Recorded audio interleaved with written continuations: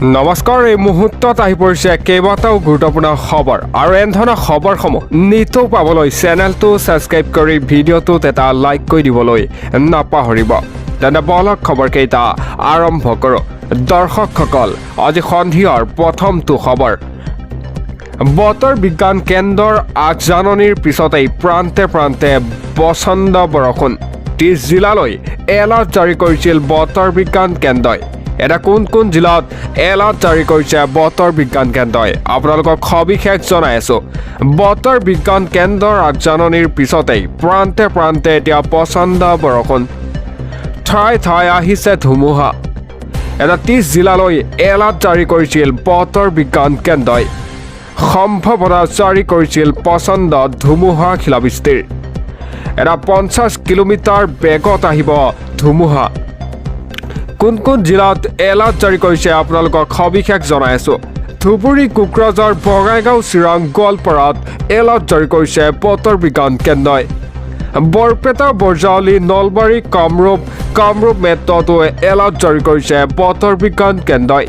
দৰং, ওদালগুৰি, মৰিগাঁও, পশ্চিম কাৰ্বি আংলং, নগাঁৱতো বতৰ বিজ্ঞান কেন্দ্ৰই এলাৰ্ট জাৰি কৰিছে।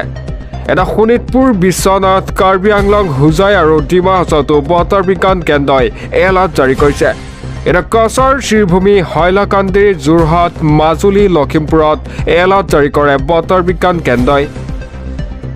শিৱসাগৰ, ধেমাজি, ডিব্ৰুগড়, চৰাইদেউ, তিনিচুকীয়াতো এলাৰ্ট জাৰি কৰিছে। এটা বতৰ বিজ্ঞান কেন্দ্ৰই আগজাননীৰ পিছতেই প্ৰান্তে প্ৰান্তে প্ৰচণ্ড বৰষুণ, ঠাই ঠাই আহিছে ধুমুহা। দিব লৈছো পৰৱৰ্তী খবৰ। হিন্দু মুছলমানৰ মাজত মাটি ক্ৰয় বিক্ৰয়ৰ সিদ্ধান্তক লৈ এটা আক্ৰমণাত্মক অখিল গগৈ। অসমৰ মুখ্যমন্ত্ৰীজনে যি কাম কৰে সকলো কামতেই হিন্দু মুছলমান বিচাৰ কৰে। এটা হিন্দু মাটি মুছলমানে কিনিব নোৱাৰা কোনো আইন ভাৰতত উত্থাপন নহয়, এনেদৰে মন্তব্য কৰে অখিল গগৈ। দিব লৈছে এটা অতিকৈ গুৰুত্বপূৰ্ণ খবৰ। হিন্দু মুছলমানৰ মাজত এতিয়া মাটি ক্ৰয় বিক্ৰয়ৰ সিদ্ধান্তক লৈ আক্ৰমণাত্মক অখিল গগৈ। অসমৰ মুখ্যমন্ত্ৰীজনে যি কাম কৰে সকলো কামতেই হিন্দু মুছলমান বিচাৰে। হিন্দু মাটি মুছলমানে কিনিব নোৱাৰা কোনো আইন ভাৰতত উত্থাপন নহয়। এটা চৰকাৰে লোৱা এনে সিদ্ধান্ত কাৰ্যকৰী কৰাটো অসম্ভৱ বুলি কয় অখিল গগৈয়ে। হিন্দু মুছলমানৰ মাজত সংঘাত লগাব বিচাৰিছে মুখ্যমন্ত্ৰীগৰাকীয়ে। এটা নিৰ্বাচনৰ আগতে প্ৰতিবাৰেই হিন্দু মুছলমানৰ ৰাজনীতি কৰে বিজেপিয়ে। এটা হিন্দু মুছলমানৰ মাজত মাটি ক্ৰয় বিক্ৰয়ক লৈ সিদ্ধান্ত লৈছিল বাজেটত। এটা হিন্দু মুছলমানৰ মাজত মাটি কিনা বেচা কৰিলে ল'ব লাগিব মুখ্যমন্ত্ৰীৰ অনুমতি। এটা হিন্দু মুছলমানৰ মাজত মাটি ক্ৰয় বিক্ৰয়ৰ সিদ্ধান্তক লৈ আক্ৰমণাত্মক অখিল গগৈ। দিব লৈছো পৰৱৰ্তী খবৰ। দেশৰ মহত্বপূৰ্ণ বিষয় আহিলেই নাইকিয়া হৈ যায় প্ৰধানমন্ত্ৰীগৰাকী। গৌৰৱ গগৈ ভাষণত উত্তাল হৈ পৰিল লোকসভা। এটা গৌৰৱ গগৈৰ বিৰুদ্ধে প্ৰধানমন্ত্ৰীক অপমানৰ অভিযোগ আনিলে বিত্তমন্ত্ৰীয়ে। দিব লৈছে এটা অতিকৈ গুৰুত্বপূৰ্ণ খবৰ। লোকসভাত গৰজি উঠিল গৌৰৱ গগৈ। বন্দুকৰ বলত শান্তি আনিব বিচাৰিছে বিজেপি চৰকাৰে। মণিপুৰলৈ কিয় যাব পৰা নাই প্ৰধানমন্ত্ৰী নৰেন্দ্ৰ মোদী। এটা দেশৰ মহত্বপূৰ্ণ বিষয় আহিলেই নাইকিয়া হৈ যায় প্ৰধানমন্ত্ৰীগৰাকী। এটা গৌৰৱ গগৈৰ বিৰুদ্ধে প্ৰধানমন্ত্ৰীক অপমানৰ অভিযোগ আনিলে বিত্তমন্ত্ৰীয়ে। এটা বিত্তমন্ত্ৰীক প্ৰধানমন্ত্ৰীয়ে পূৰ্বে সদনত দিয়া ভাষণৰ শুনাৰ পৰামৰ্শ এতিয়া গৌৰৱ গগৈ। এটা পূৰ্বৰ প্ৰধানমন্ত্ৰীক বহুবাৰ অপমান কৰিছে বৰ্তমানৰ প্ৰধানমন্ত্ৰীগৰাকীয়ে।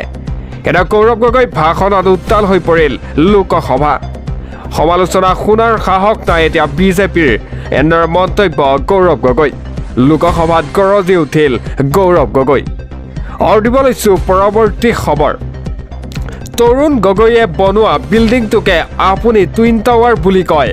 দুনিয়াত মিছা কথা কৈ ফুৰিছে আপুনি। এটা টুইন টাৱাৰক লৈ অখিল গগৈ, হিমন্ত বিশ্ব শৰ্মাৰ বাকযুদ্ধ।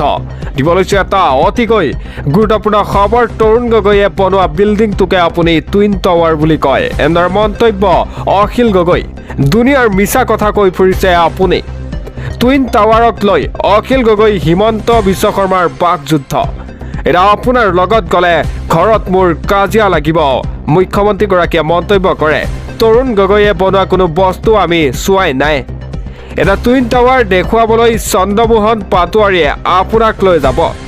এটা মই টুইন টাৱাৰৰ আধাৰশিলা কৰিছোঁ, মই মুকলি কৰিম। এটা তৰুণ গগৈয়ে বনোৱা বিল্ডিংটোকে আপুনি টুইন টাৱাৰ বুলি কয়। দিব লৈছোঁ পৰৱৰ্তী খবৰ। ৰেল হাইজেকৰ ঘটনাই হাহাকাৰ লগাইছে এতিয়া পাকিস্তানত। ৰমজান মাহতেই ঘোৰ বিপদৰ মাজত এতিয়া পাকিস্তান চৰকাৰ। ৪৮ ঘণ্টাৰ ভিতৰত চৰ্ত পূৰণৰ বাবে সময় বান্ধি দিলে BLA। দিব লৈছে এটা ব্ৰেকিং আপডেট। ৰেল হাইজেকৰ ঘটনাই এতিয়া হাহাকাৰ লগাইছে পাকিস্তানত।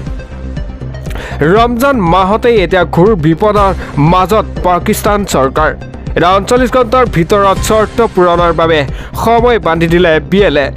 বালুচিস্তান লিবাৰেশ্যন আৰ্মিত চৰ্তৰ ওপৰত শিৰত কৰিব নেকি পাকিস্তানে, তাক লৈ ডাঙৰ প্ৰশ্ন। ৰাজনৈতিক বন্দীক ৪৮ ঘণ্টাৰ ভিতৰত মুকলি কৰি দিয়াৰ দাবী এতিয়া BLAৰ তৰফৰ পৰা। এতিয়া বালুচিস্তানৰ বন্দী নিৰীহকো শীঘ্ৰেই মুকলি কৰি দিব লাগিব চৰকাৰে। এতিয়া অন্যথা ৰেলত পৰণবন্দী সকলোকে নিৰ্শেষ কৰাৰ হুংকাৰ দিছে এতিয়া BLAৰ তৰফৰ পৰা। এতিয়া মঙলবাৰে জাফাৰ এক্সপ্ৰেছ হাইজেক কৰিছিল বিদ্ৰোহীৰ সংগঠনৰ BLA। এতিয়া ৰেলত ২ শতাধিক লোকক পৰণবন্দী কৰি ৰখাৰ দাবী বিদ্ৰোহী সংগঠনটোৰ। এতিয়া ৰেলখনত থকা ৩০জন সেনা নিৰাপত্তাৰক্ষীক হত্যা কৰা বুলিও ঘোষণা কৰে BLAৰ তৰফৰ পৰা। এতিয়া কুৱেটাৰ পৰা পচুৱাৰ অভিমুখী ৰেলখন বালুচিস্তানত কৰা হৈছিল হাইজেক। এতিয়া প্ৰাক চৰকাৰ আৰু সেনা বাহিনীক ক্ষীণত কৰোৱাৰ পৰিকল্পনা এতিয়া বিদ্ৰোহীৰ। এতিয়া বালুচিস্তানৰ স্বাধীনতা বিচৰা BLAৰ চৰ্তক লৈ অসহায় হৈ পৰিছে শ্বেহৱাজ শ্বৰীফ চৰকাৰ। এতিয়া ৰেল হাইজেকৰ ঘটনাই হাহাকাৰ লগাইছে পাকিস্তানত। এতিয়া ৰমজান মাহতেই ঘোৰ বিপদৰ মাজত পাকিস্তান চৰকাৰ।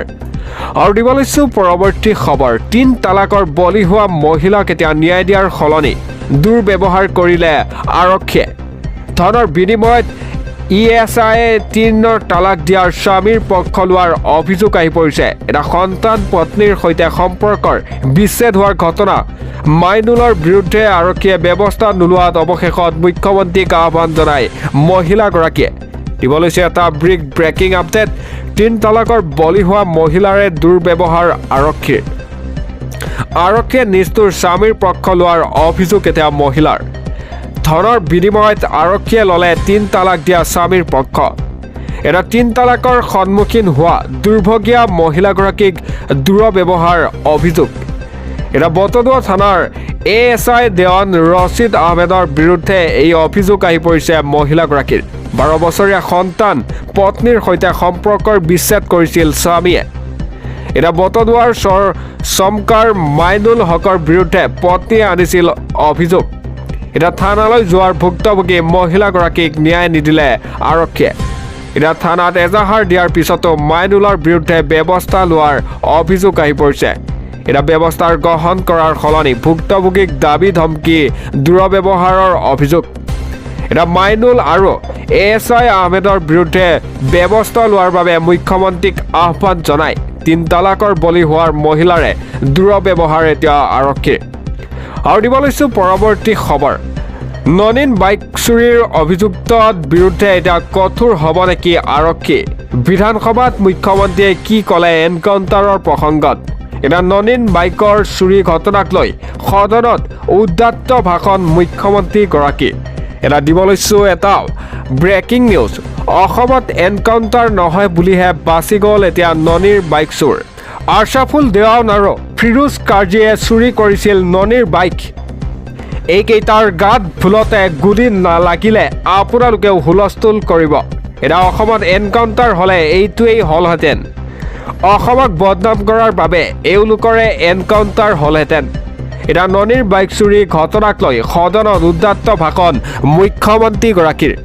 অসমত এনকাউণ্টাৰ নহয় বুলিহে বাচি গ'ল এতিয়া ননীৰ বাইক চোৰ। আৰু দিব লৈছোঁ পৰৱৰ্তী খবৰ। পুনৰবাৰ বিজেপিৰ নীতিৰ বিৰুদ্ধে গ'ল চন্দ্ৰবাবু নাইডু। এটা তৃতীয় সন্তান জন্ম দিলে 50,000 আৰু গোধনৰ উপহাৰ দিব চন্দ্ৰবাবু নাইডুৰ চৰকাৰে। দিবলৈছে এটা অতিকৈ গুৰুত্বপূৰ্ণ খবৰ। পুনৰবাৰ বিজেপিৰ নীতিৰ বিৰুদ্ধে গ'ল চন্দ্ৰবাবু নাইডুৰ TDP। জনসংখ্যা নিয়ন্ত্ৰণক লৈ বিজেপিৰ নীতিৰ সৈতে নিমিলে এতিয়া চন্দ্ৰবাবু নাইডুৰ নীতি। দুটাকৈ অধিক সন্তান জন্ম দিয়াৰ পোষকতা চন্দ্ৰবাবুৰ নাইডুৰ। এইবাৰ TDPৰ সাংসদে ঘোষণা কৰিলে পুৰস্কাৰ। তৃতীয়টো সন্তান কন্যা জন্ম হ'লে লাভ কৰিব এতিয়া 50,000কৈ টকা আৰু তৃতীয়টো সন্তান পুত্ৰ হ'লে চৰকাৰে দিব গোধন। TDPৰ সাংসদ কে আপাল্লা নাইডুৱে ঘোষণা কৰিছিল এই পুৰস্কাৰ। এটা পুনৰবাৰ বিজেপিৰ নীতিৰ বিৰুদ্ধে গ'ল চন্দ্ৰবাবু নাইডুৰ TDP।